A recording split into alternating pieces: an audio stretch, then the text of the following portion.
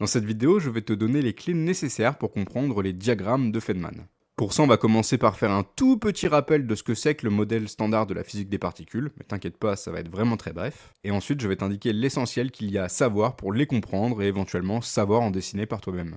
Et enfin, on terminera avec quelques exemples commentés que tu verras, tu sauras décortiquer à ce moment-là. Mais avant de rentrer dans le vif du sujet, comme je te le disais, on va faire un petit retour sur le modèle standard des particules. Puisqu'on sait depuis quelques décennies que tout ce qu'on a autour de nous, toute la matière de l'univers, elle peut se résumer avec quelques particules seulement. Et ces particules, on les appelle donc des particules élémentaires. Tu peux voir ça comme des briques de Lego avec lesquelles tu vas construire toute la matière qui t'entoure. Si on regroupe ça par catégorie, on a 6 types de quarks, 6 leptons, parmi lesquels par exemple l'électron, qui en est un, des bosons, 4 bosons qu'on appelle des bosons de jauge, et le boson de Higgs. Voilà, c'est tout. Avec ça, on peut expliquer toute la matière de tout l'univers.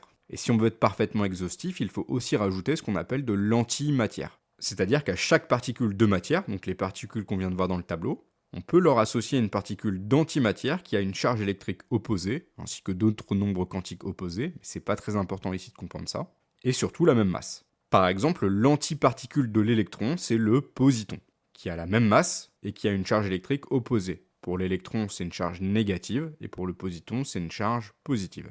Et tu as quelques particules qui vont être leurs propres antiparticules. C'est comme si en quelque sorte elles n'avaient pas d'antiparticules. Par exemple, le photon n'a pas d'antiparticule. Enfin, disons plutôt qu'il en a une, mais l'antiparticule d'un photon, c'est un photon. Et les physiciens ont été confrontés à quelques problèmes lorsqu'ils ont construit ce modèle standard. Ils se sont retrouvés avec des calculs qui peuvent être relativement compliqués, et en plus il faut représenter de manière assez simple des interactions qui peuvent être parfois compliquées. Richard Feynman, donc c'est un physicien très connu du siècle dernier, il a proposé les fameux diagrammes de Feynman qui ont quelques avantages. Ils permettent de représenter assez simplement les interactions entre particules élémentaires, et ils vont aussi simplifier les calculs associés. C'est en quelque sorte un moyen d'organiser les idées pour les physiciens. Mais ça, tu vas le comprendre aussi un peu plus loin dans la vidéo. Bon, ok, c'est bien tout ça, mais comment ça fonctionne et comment on lit ce truc? Qu'est-ce que ça veut dire? Comment 5 pauvres traits comme ça pourrait simplifier des calculs ou même représenter des interactions? Avant toute chose, il faut que tu saches que quand on construit un diagramme de Feynman, on part du principe plus ou moins implicite qu'on a deux axes. Un axe temporel et un axe d'espace. L'axe d'espace, en quelque sorte, il englobe les trois dimensions. On s'en fiche, on représente tout ça sur une seule dimension. Et tu peux soit avoir le temps en abscisse et l'espace en ordonnée, soit avoir l'espace en abscisse et le temps en ordonnée. Les deux possibilités existent. Celle où on a le temps en ordonnée, c'est la représentation historique, celle qui était utilisée notamment par Feynman lui-même. Et celle où on a le temps en abscisse, c'est plutôt celle qu'on va retrouver plus fréquemment aujourd'hui. C'est celle qui gagne du terrain. Mais attention, il y a encore certaines personnes qui utilisent la représentation historique. Et moi aujourd'hui, je vais choisir celle-ci, c'est-à-dire je vais placer le temps en abscisse dans tous mes diagrammes. Mais retiens bien que ça ne change rien à la logique, c'est simplement une convention, un choix qu'on fait au départ. Alors maintenant, on peut placer notre diagramme dans le repère. C'est beau, mais comment on lit ce truc? Pour ça, tu as besoin de connaître un mini mode d'emploi. Les particules élémentaires, on va les représenter de manière différente en fonction de leur type. Les fermions, ça sera toujours un trait plein. Les fermions, ce sont les quarks et les leptons. Le photon, on va le représenter par une ligne ondulée. Un gluon, ça sera représenté par une suite de boucles.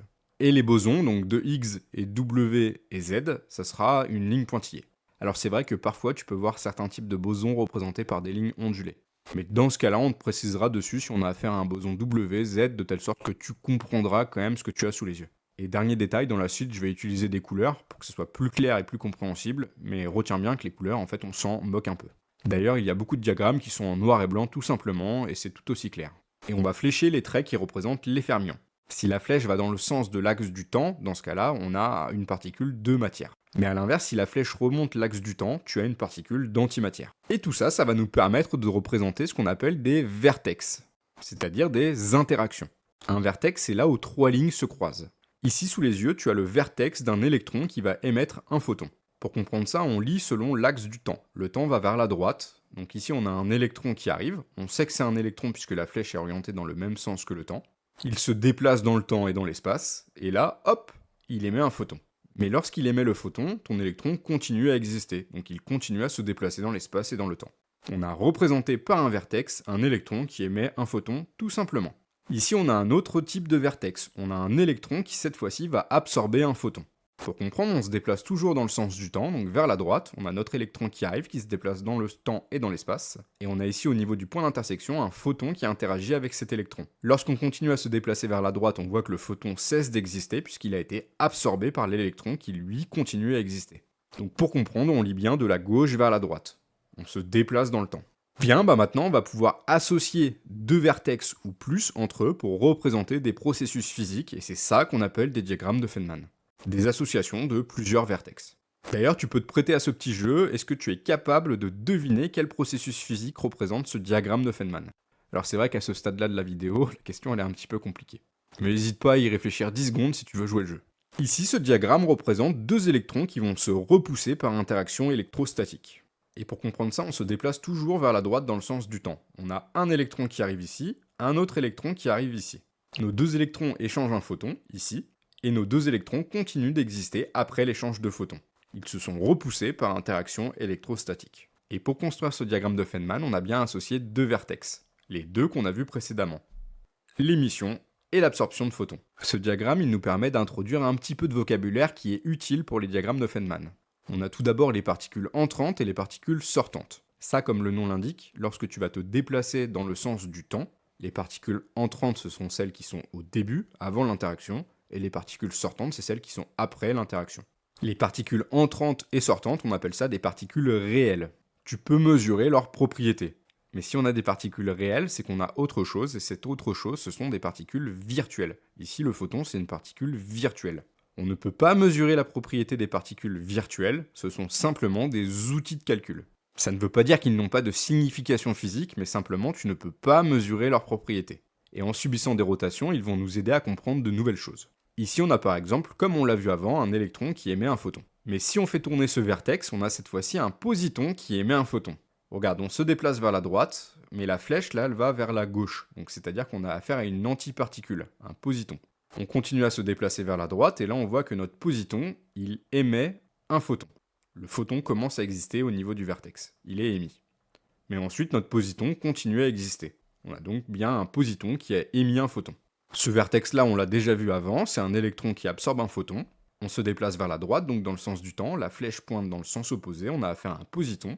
Et le positon interagit avec un photon à cet endroit-là, le photon cesse d'exister et il n'y a plus que le positon. Le positon a absorbé un photon. Et on peut aussi avoir un électron et un positon qui vont interagir entre eux, qui vont s'annihiler en un photon. On continue à se déplacer vers la droite, donc la particule du bas, la flèche est orientée dans le même sens que le temps, donc c'est un électron, une particule de matière. Celle du haut, la flèche est orientée dans le sens contraire, donc c'est une particule d'antimatière, un positon. Ils interagissent à cet endroit-là, ils cessent d'exister lorsqu'on se déplace vers la droite, et à la place, il n'y a plus que le photon qui lui n'existait pas, qui a été créé. Donc on a bien un électron et un positon qui ont interagi entre eux pour s'annihiler, disparaître et émettre un photon. Et on peut avoir le processus inverse, ici un photon qui existe, et hop, qui va émettre spontanément une particule d'antimatière, donc ici un positon, et qui va émettre un électron. Et là, les 6 vertex de base qu'on vient de définir, ils servent à décrire toutes les interactions entre la matière chargée et la lumière. C'est-à-dire un très grand nombre des interactions du monde qui nous entoure. Ça, par exemple, on l'a dit tout à l'heure, c'est l'interaction entre deux électrons. Mais ce n'est pas tout, on peut aussi imaginer des interactions un petit peu plus compliquées. Ici, on pourrait imaginer que le photon qui est échangé, pendant son échange, il va émettre une paire électron-positon qui va être créée et annihilée quasiment instantanément. Pourquoi pas? Ça pourrait exister. En tout cas, rien ne l'interdit. Et on pourrait même imaginer que ce processus se répète plusieurs fois pendant l'échange. C'est-à-dire qu'on pourrait avoir comme ça pendant l'échange 2, 3, 4, 5 créations et annihilations spontanées de particules. Mais si tous ces processus pourraient se produire, alors lequel est valable? Lequel se produit vraiment? Eh bien en réalité, ce que nous dit la théorie, c'est qu'ils se produisent tous.